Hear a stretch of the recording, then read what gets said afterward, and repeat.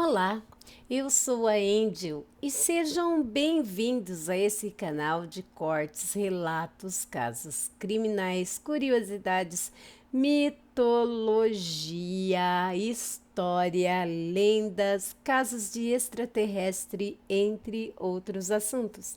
Um canal eclético, cada dia trarei para vocês aqui um conteúdo diferente.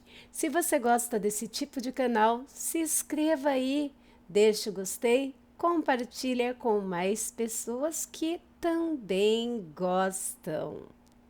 E assistam até o final. E se vocês decidirem que gostaram e querem continuar a receber notificações do canal, vai no sininho das notificações, na opção todas, e sempre que tiver conteúdo novo aqui no canal, você será notificado. Bem, vamos ao assunto de hoje, que é o corte de um dos vídeos do canal Angel Black Contos de Terror. Espero que vocês gostem. Prepare a pipoca, o suquinho e vamos ver esse relato transformado em conto por mim, pela Angel. Recados dados, sem mais delongas, vamos para a primeira história de hoje. História de uma inscrita que não quis se identificar e eu coloquei nomes fictícios. Nome do relato: Lígia e o lobisomem. Certa feita, lá no interiorzão do Paraná. Olá, me chamo Lígia e estou aqui para relatar o que me aconteceu, o meu encontro, digamos assim, com a fera. Mas primeiramente quero mandar um beijo para Angel e para todos os aterrorizados, desejando tudo de bom. E para aqueles que não acreditam, como eu não acreditava, fica a dica. Preste atenção no relato. Bom, sem mais delongas, como diz a Angel, vamos lá. Era uma noite fria de inverno. Tínhamos uma casinha de 2 cômodos, uma sala e uma cozinha. Na sala ficava a cama dos meus pais, o beliche do meu irmão, um sofá e uma televisãozinha que mais parecia uma caixa de madeira. Depois tinha uma divisória e do outro lado ficava a cozinha, também de madeira.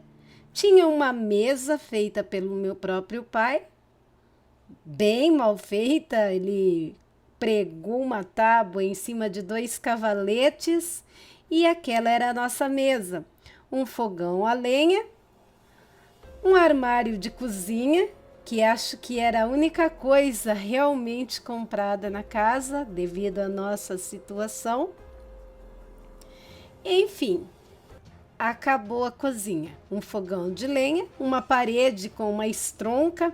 Estronca, para quem não sabe, gente, é um tipo de um caibro onde se prega as madeiras e fica do lado de dentro de casa. Toda casa tinha, então, a chamada estronca, que servia para pôr lata de óleo, prender o moinho de café, pregar alguns pregos para pendurar algumas coisas, enfim. Nós éramos bem criativos. Bem, a necessidade nos fazia ser criativos. O quintal da casa mais parecia uma chácara, como dizem hoje, mas era só um quintal. Tinha uma plantação com uns 20 pés de café no fundo do quintal, bananeiras, tinha horta, o quintal era mesmo grande. E lá no fundo do quintal, depois que passava a tábua de lavar roupa, o reguinho, que era chamado onde ia a água embora para o pastão, Passava assim pelo carreador de café, que era uma ruinha que dividia os pés de café, e íamos parar lá na privada, na casinha, onde fazíamos nossas necessidades. Bem, como eu disse, era para ser mais uma noite normal. Mas, como nada na nossa vida é planejado, umas 2h30, 2h40 da manhã, me deu umas coxadas na barriga. E eu precisava urgentemente ir na casinha. Minha mãe não gostava que saíssemos de noite. Preferia que fizéssemos no penico para no outro dia jogar na privada. Mas não tem como fazer o número 2 no penico, né? E deixar dentro de casa. Me levantei pé por pé, acendi a luz de fora que ficava pendurada num pé de goiaba, lembrando que o tic-tac para ligar a luz ficava do lado de dentro. Tic-tac é tipo um interruptorzinho preto que você aperta que nem um cabinho de caneta. Clique, clique, ele acende e apaga as luzes. Nunca mais vi um desse. Mas a luz de fora era fraca, clareava muito pouco. Ah, detalhe, guardem essa informação que eu vou dar agora. De fundos para o terreiro da minha casa tinha um pastão onde eu cresci brincando e também fazia-se muitas festas de rodeio. Todo ano tinha rodeio, prova de laço, enfim. Lá era usado para festas, circos, tudo de diferente que vinha na cidade. E para constar, estava tendo um rodeio, não esses grandes rodeios, mas um evento feito por fazendeiros para exibir o seu gado, seus cavalos. Tinha o rodeio e a casa de leilão. Então estava havendo o evento, mas devido ao horário avançado, estava tudo no silêncio. Guardem essa informação, pois será importante.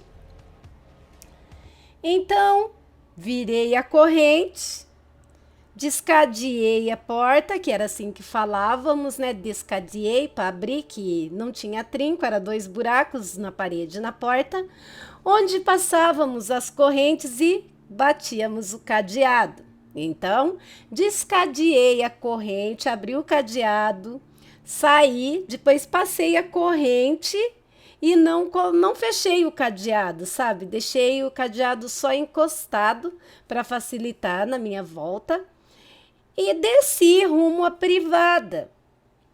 Lembrando do que minha mãe falava, não sai à noite que o diabo está solto. Só que eu achava que isso tudo era palhaçada da cabeça da minha mãe.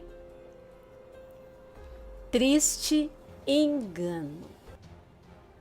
Aí, tô eu lá no banheiro, fazendo o número 2, e aí eu ouvi tipo um barulho de unhas assim, raspando na parede da privada. Lembrando que era uma casinha de madeira bem simples, sabe? O que sobra das construções é feito a casinha da privada. Meu sangue gelou. Desculpe o palavreado. Na hora cortei o que eu estava fazendo no meio e não consegui mais terminar a obra, digamos assim. E o medo, e o medo, e o medo, e o medo era terrível. E aqueles arranhados em volta da casinha. Meu coração praticamente parou. Tinha um cachorro pastor alemão que, além de ser meu cachorro, era meu amigo. Eu tinha uns 14 anos na época, mas já namorava escondido e o cachorro era do meu namoradinho. E ele sempre vinha comigo para minha casa, ou seja, o Duque era mais meu do que do meu namorado. O Duque começou a rosnar e descer na direção da privada. Num triste engano, eu pensei que era o Duque que queria ir atrás de mim e queria entrar no banheiro. E eu gritei: "Para, Duque! Para de frescura! Vai deitar! Amanhã a gente brinca!" Angel do céu! Aterrorizados do céu! O que era só um arranhão, ou seja, arranhões em volta da casinha, virou pancadas. Aquilo se jogava contra a parede da casinha. Eu comecei a chorar e comecei a ouvir o Duque atacar a criatura. O Duque latia, sabe, com uma ferocidade que eu jamais imaginei, pois eu nunca tinha visto o Duque rosnar. O Duque era um pastor alemão gentil, calmo, amoroso. E seja lá o que fosse aquilo, batia na parede da casinha, chacoalhava, eu ouvia os choros do Duque e eu comecei a entrar em desespero. De repente, escutei um baque, como se algo muito grande caísse. Era o meu tio. Ele estava com a namorada atrás da bananeira. Eles estavam namorando lá atrás e acabaram dormindo e acordaram com aquele bicho tentando derrubar a casinha e batendo no Duque. Meu tio pegou um caibro da cerca bem devagar e, como aquele bicho horrível estava focado em praticamente arrancar a casinha da privada do chão para me pegar ou matar o cachorro, que na verdade já era praticamente o meu cachorro, não percebeu a chegada do meu tio, que pegou aquele caibro da cerca e deu com toda a força na cabeça do bicho. Assim que o bicho caiu, meu tio me pegou pela mão, porque eu não andava, eu estava travada, só chorava, e a namorada também. Prioridade não era matar o bicho, visto que ele tinha caído. Era nos levar para dentro e trancar a casa e rezar para aquela casa aguentar. Mas o bicho era realmente muito forte. Mal entramos na casa, batemos o cadeado. A namorada do meu tio deu um berro agudo, pois assim que batemos o cadeado, o ser se jogou com tudo contra a porta da casa. Ali o pânico tomou conta, Angel, tomou conta. E o Duque tinha ficado lá fora. E o Duque veio para cima do bicho de novo. Meu tio abriu a porta com aquele caibro enorme na mão e foi para cima do bicho. O bicho, Angel, deu um tapa no braço do meu tio que cortou profundamente. 5 cortes.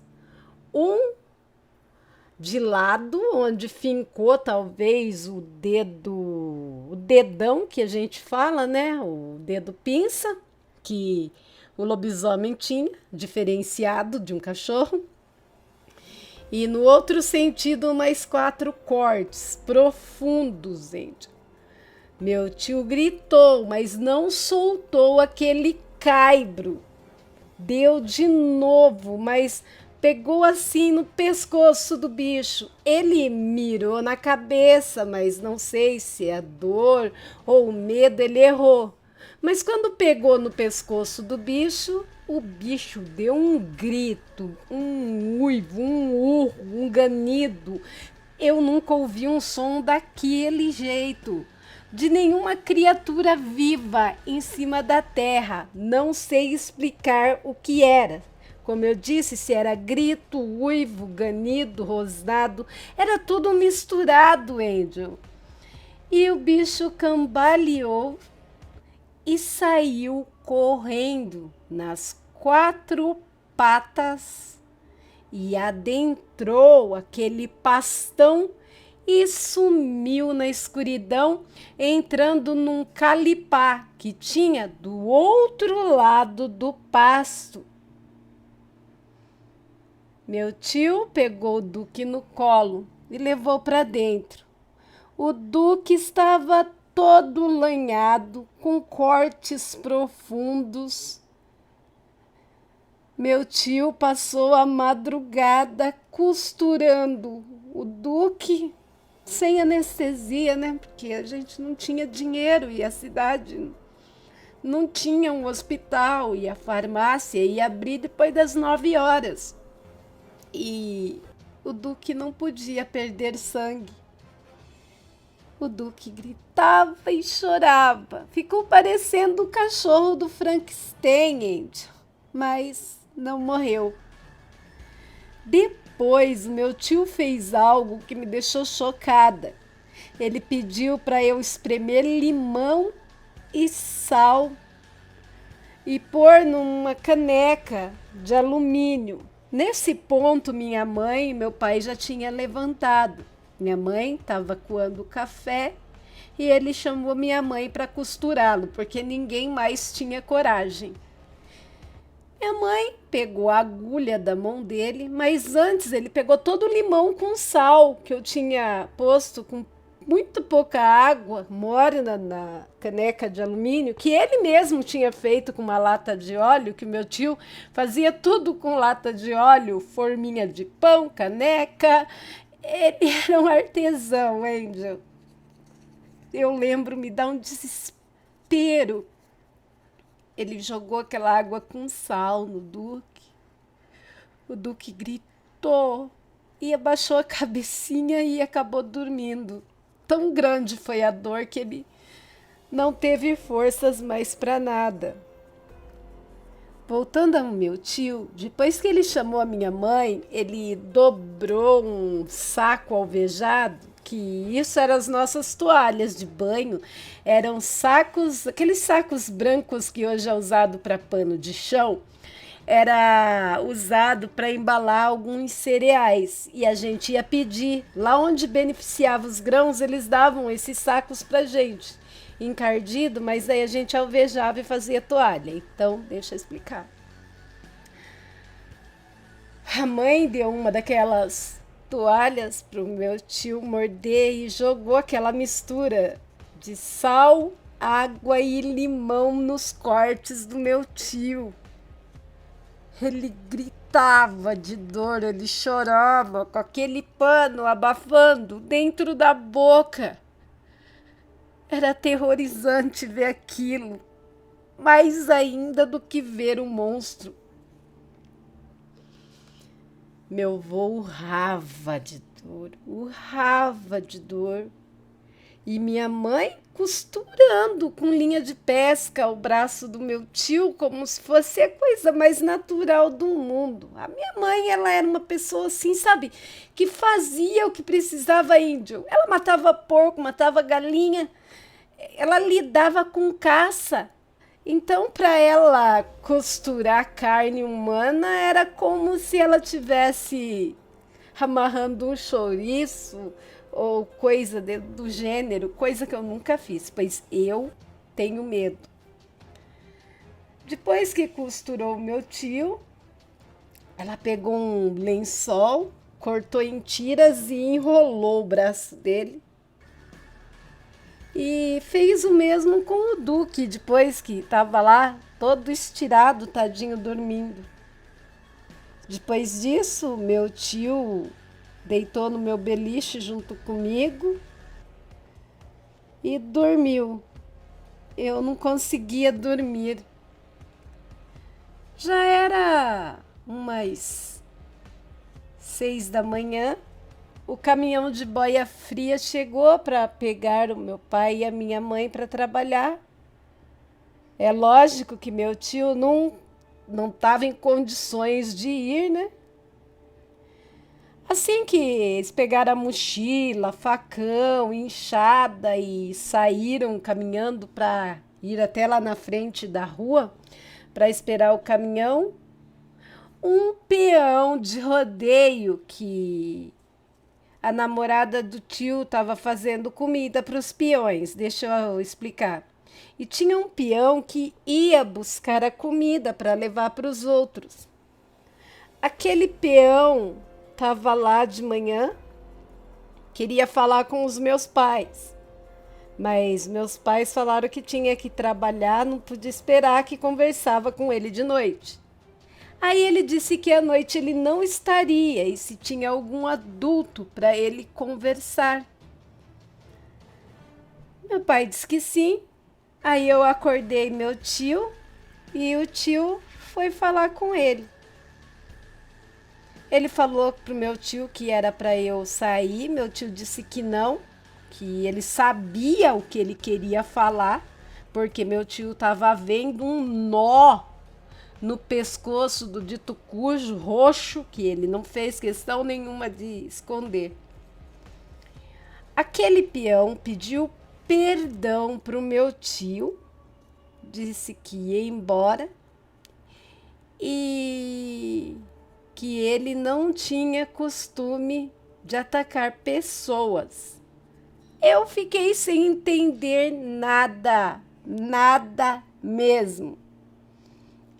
Mas ouvindo a conversa dele, do meu tio, ele falava para o meu tio que ele tinha sido amaldiçoado por uma moça que ele não aceitou namorar. A moça gostava dele e ele não quis, ele não sentia apreço pela menina. Essas foram as palavras que ele disse, pois ele sentia apreço por outra pessoa.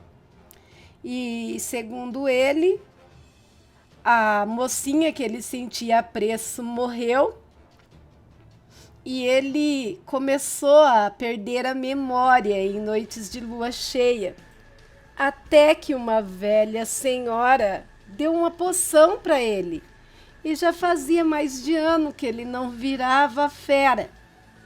Então ele arrumou trabalho ali como domador de cavalos e apresentador de exposição de equinos e estava levando uma vida normal até aquela noite que ele não sabe como ele virou a fera de novo.